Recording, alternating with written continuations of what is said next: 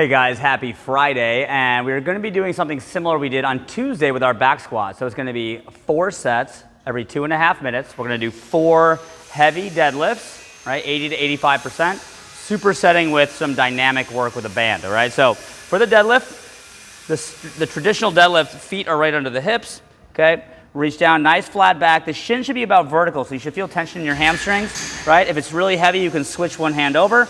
You're gonna drive, keep that bar up to the top, squeeze your butt at the top, keep the bar close on the way down, okay? If you wanna stop at the bottom, this makes it harder, and do a fresh pull each time. A little bit easier is to touch and go, okay? Either one's fine, okay? But if it's heavy, reset, make sure you have a nice flat back, all right? Every time we do deadlifts, right, some people have back issues. The goal is to make your back stronger, all right? But if you don't have good hamstring flexibility, you might not be able to reach the bar without rounding of your back. So we want to avoid that position. So what you can do is either elevate the plates to start so that your starting position is a little bit higher, okay? So you can just work from a higher position, or you can go to a sumo stance. This allows you to drop your hips a little bit more, makes the movement a bit more in your quads, less on the low back, right? And pull from this position. So again, be safe here, focus on good position, particularly in your back, 4 reps. Then you're gonna superset that with a banded good morning. All right, so the stronger athletes can use a bigger band, but you wanna have a little bit of tension here, right? What you're gonna do is set the band under your feet, okay? You're gonna bend down, put this around your neck, stand up, all right? And then, good morning, squeeze your butt on the way up. So if you watch from the side, all right, neutral spine, I push my hips back, feel tension in my hamstrings, explode on the way up. Okay, so good control on the way back. You want to avoid rounding the back, okay? So 12 reps, that's it. So again, only 4 rounds.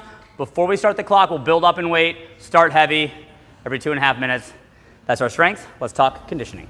All right, we have a fun, short workout, 10-minute time cap. It's gonna be the assault bike with some deadlifts and some burpees. So here's how it's gonna go. We're gonna do cals on the assault bike, and then you're gonna do 20 heavy-ish deadlifts. More cals on the assault bike, burpees over the bar, finish off with cals on the bike, all right? So the deadlift we did in the strength, we are now doing it in conditioning. Again, stay in your comfort zone here. This is a weight that you should be comfortable moving, moderately heavy. All the same standards apply. If you wanna start with it elevated or do a sumo deadlift, A-okay, you got 20 reps to do for that. The burpees over the bar are gonna be lateral, so you don't have to stand up all the way. Just make sure you do a 2-footed jump over the bar as you go, all right? So I don't have to stand up, but we don't want to do jumps over like that, okay? Again, this is a sprint, so feel free to adjust the number of reps on the calories to try to finish.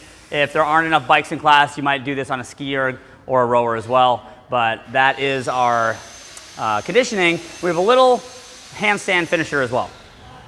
All right, our finisher for handstand work is going to be accumulating 2 minutes. Right, there's a couple options you can do here. For people that are not comfortable kicking up to a handstand, the easier version is to start facing the wall at about 45 degrees. Main thing we want to have is the hands shoulder width apart, tuck the chin, and nice tight body. So squeezing your butt, squeezing your legs, arms straight, okay? As you get more comfortable, you can get closer to the wall, okay? And I actually like this to try to really get close to the wall for those that are working on a handstand. That same position, the elbows are locked out, chin is tucked, toes are pointed. I'm not laying on the wall. No part of my body is touching the wall except my toes. Okay? So accumulate 2 minutes. That's one option. If you also want to work on kicking up, all right, same thing. The closer your hands get to the wall, the harder this is going to feel. So you can start with your hands on the floor, kick up, tuck the chin, push, push, push up. What we want to avoid is any bending of the elbows or arching of the back. So always pushing up, keeping the chin tucked, trying to get 2 minutes. If you're really good at handstands, you can practice freestanding as well. So that is our Friday, guys. We'll see you tomorrow.